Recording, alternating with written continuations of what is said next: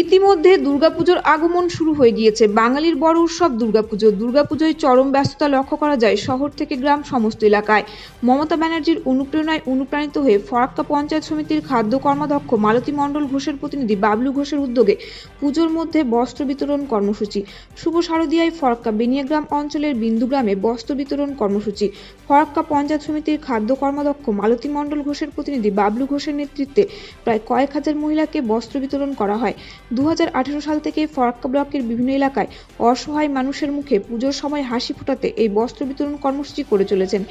এই দিনের এই বস্ত্র বিতরণ কর্মসূচিতে উপস্থিত ছিলেন ফরাক্কার বিধায়ক মনিরুল ইসলাম, তৃণমূলের রাজ্য সহ-সভাপতি মইনুল হক, ফরাক্কার বিডিও জুনাদ আহমেদ, ফরাক্কা থানার আইসি নীলোৎপল মিশ্র, 1 নম্বর জেলা পরিষদের সদস্য আঞ্জুমারা খাতুন, জঙ্গিপুর সাংগঠনিক তৃণমূল কংগ্রেসের জেলা সহ-সভাপতি সৌমেন পাণ্ডে, পঞ্চায়েত সমিতির খাদ্য কর্মাধ্যক্ষ মালতী মণ্ডল ঘোষের প্রতিনিধি বাবলু ঘোষ সহ ফরাক্কা ব্লকের অন্যান্য পঞ্চায়েত প্রধানের প্রতিনিধি, অঞ্চল সভাপতি থেকে শুরু করে একাধিক নেতৃত্ব।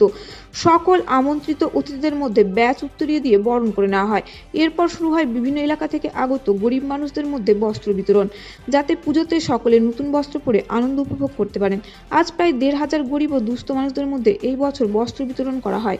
এদের মধ্যে মায়েদের ও বোনেদের সংখ্যা সর্বাধিক। বলা যেতে পারে মায়ের আগমনে মাতৃজাতির মধ্যে বস্ত্র বিতরণ করে মায়ের শুভাগমনকে আরও ত্বরান্বিত করলেন মালতী মণ্ডল ঘোষ ও উনার প্রতিনিধি বাবলু ঘোষ। বাবলু ঘোষের এই কাজের জন্য ফরাক্কার বিডিও আইসি সাহেব উনাকে ধন্যবাদ জানান। রাজ্য সহ-সভাপতি মইনুল হক এই সুন্দর কর্মের জন্য বাবলু ঘোষ ও মালতী মণ্ডল ঘোষের জন্য শুভকামনা প্রার্থনা করেন। তৃণমূল নেতা সৌমেন পাণ্ডে বলেন, এটা অত্যন্ত পুণ্যের কাজ। সকলকে তিনি সুন্দর এবং সুসংস্কৃতভাবে নেওয়ার জন্য আবেদন জানান।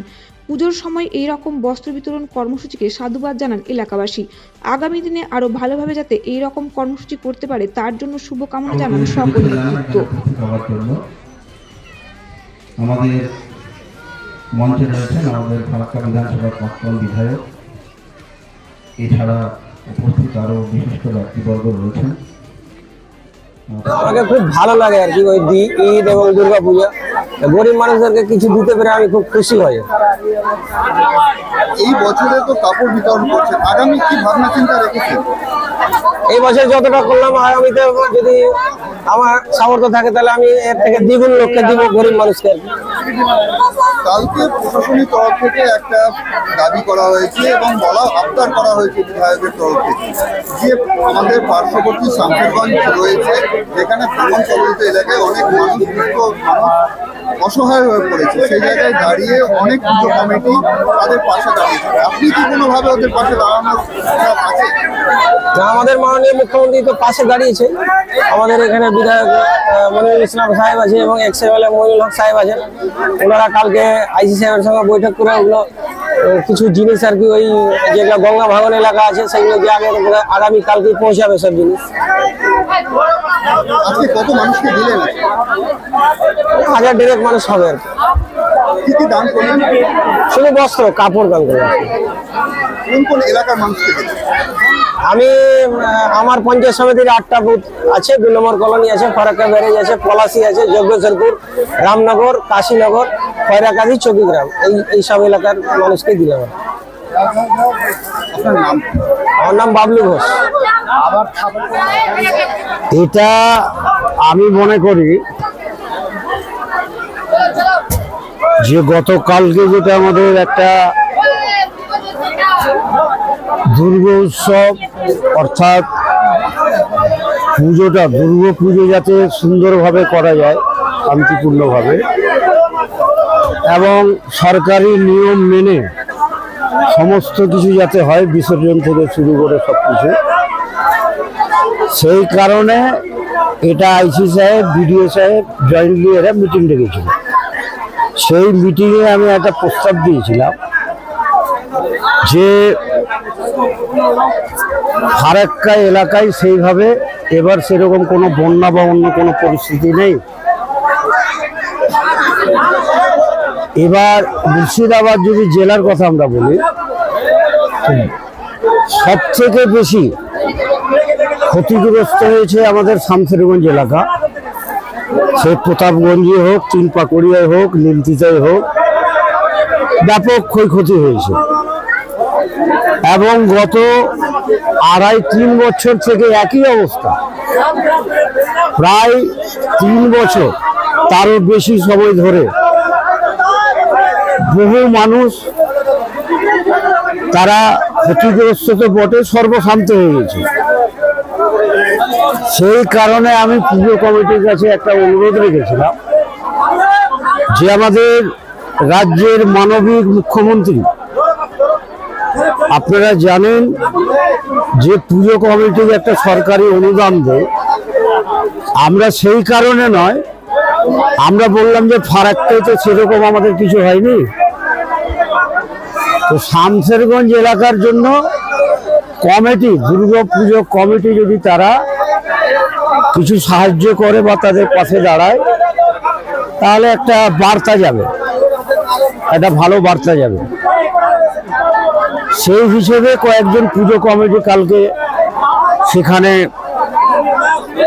সেই প্রস্তাবকে গ্রহণ করেছে, কয়েকজন তো ঘোষণাই করেছে কয়েকটা কমিটি।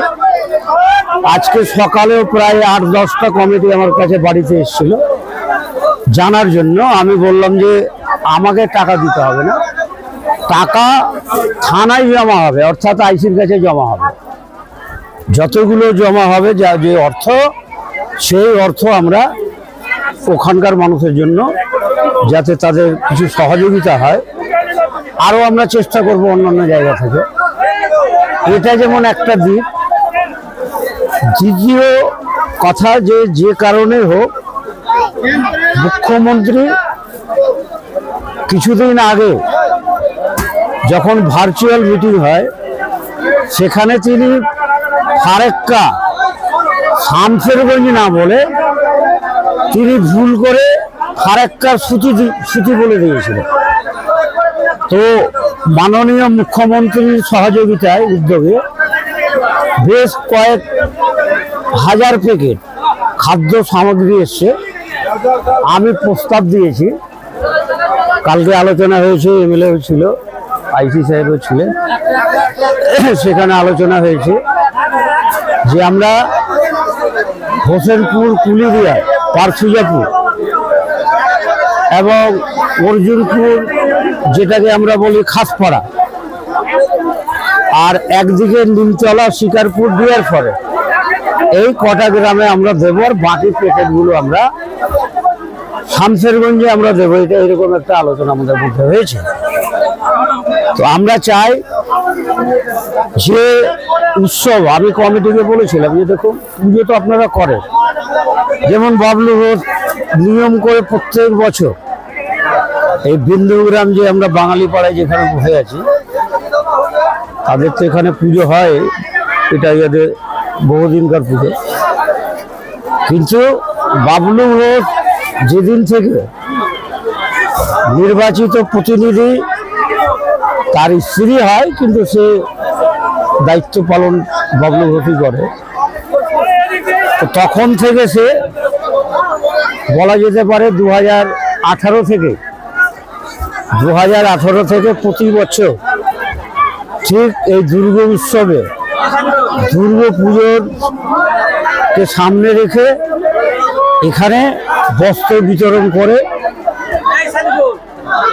এটা আমরা তাকে ধন্যবাদ জানাই যে নিয়ম করেছে, প্রত্যেক বছর বস্ত্র বিতরণ করছে। এটা তাকে আমরা সাধুবাদ জানাচ্ছি, ধন্যবাদ জানাচ্ছি, এবং এটা কোনোবার বাদ যায় না। আমি দেখছি 18 থেকে ও জনপ্রতিনিধি হয়েছে। 18-তে প্রথম পূর্ত কর্মদক্ষ ছিল 5 বছর, তারপরে বর্তমান সে হচ্ছে কৃষি কর্মদক্ষ, খাদ্য। তো প্রতি বছর নিয়ম করেছে এই যে বস্ত্র বিতরণ করে, এটা অনেক পুণ্যের কাজ আমি মনে করি। এটা একটা পুণ্যের কাজ। এইরকম প্রতিটা এলাকায় যদি নাও হয়, কিছু কিছু এলাকায় যদি হয়, যেমন মহাদেবনগর এক প্রান্ত হয়ে যাচ্ছে, মহেশপুর হয়ে যাচ্ছে, অর্জুনপুর হচ্ছে, নয়নসুখ হচ্ছে, বাহাদুরপুর হচ্ছে, বেওয়া 1, বেওয়া 2, এইরকম যদি হয়, তাহলে আমার মনে হয় যে অনেক মানুষই যারা নতুন কাপড় কেনার মতো তাদের অর্থ থাকে না, কারণ আমাদের হিন্দু সম্প্রদায়ের মধ্যে যেমন দুর্গাপুজো, এটা একটা বড় উৎসব, ঠিক মুসলিম সম্প্রদায়ের মধ্যে ঈদ যেটা একটা বড় উৎসব, এমনিতেই বকরিদ আছে, ঈদ জোহা আছে, এদিকে কালী পুজো, ছট পুজো, অনেক পুজোই আছে, কিন্তু আমাদের বাঙালির কাছে দুর্গা পুজোটাই হচ্ছে একটা বড় উৎসব।